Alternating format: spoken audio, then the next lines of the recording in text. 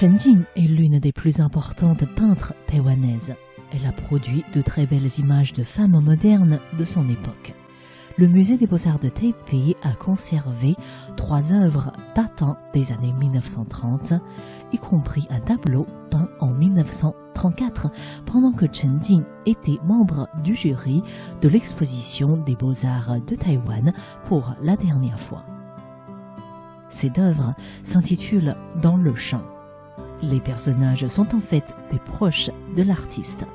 Les 3 personnes sont en vêtements traditionnels taïwanais et appartiennent apparemment à la même famille. Elles se trouvent dans un joli cadre naturel et les relations humaines entre elles ont été très bien traitées. Les couleurs employées sont extrêmement riches. Ce tableau représente de manière subtile la relation parentale de la classe supérieure. Bien que leurs vêtements soient traditionnels, on peut tout de même observer quelques éléments modernes sur elles. Regardons leurs pieds. Elles portent des sandales à la mode à l'époque, alors que la plupart des Taïwanais avaient encore les pieds nus. Voici un autre tableau peint en 1935 intitulé « L'accordéon ». C'est aussi une œuvre que Chen Jing a présentée à l'exposition des beaux-arts de Taïwan.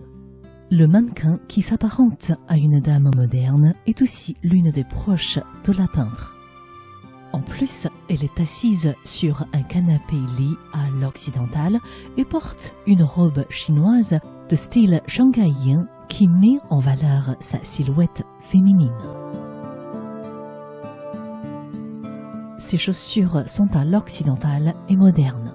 En fait, c'est un style qui n'aurait de cesse de revenir à la mode. Elle joue de l'accordéon dans une posture élégante. On croit entendre la musique sortant de l'instrument. Une autre peinture conservée par le musée des beaux-arts est l'Oisiveté, réalisée en 1935. Le personnage est en fait l'une des sœurs aînées de Chen Jing.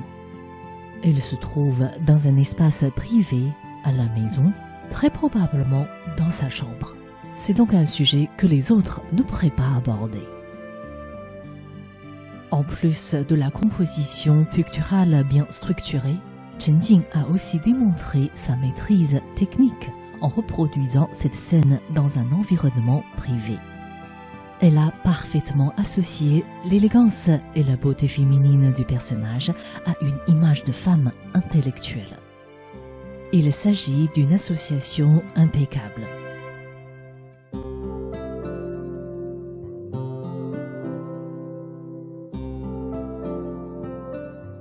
Par ailleurs, la peintre a travaillé soigneusement les détails du meuble qui entoure la dame. Regardons par exemple le lit à baldaquin avec des éléments incrustés. Les veines du marbre incrustées dans les montants du lit sont très réalistes.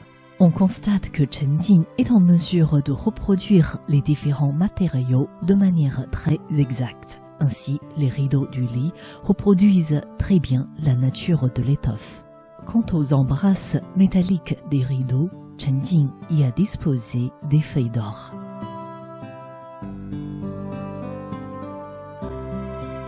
La femme porte aussi des bijoux faits de perles ou de jade. Pour que ces détails soient plus précis, l'artiste a d'abord dessiné leurs contours, puis les a remplis de couleurs. Sur le lit figure un joli brûle-encens et un oreiller. Si vous regardez bien à droite en bas du tableau, il y a aussi un crachoir. Cet objet a quasiment disparu aujourd'hui. Il était pourtant indispensable dans les familles riches à l'époque. Cette peinture représente une femme intellectuelle élégante qui profite de son temps libre pour s'instruire au lieu de s'ennuyer dans la paresse.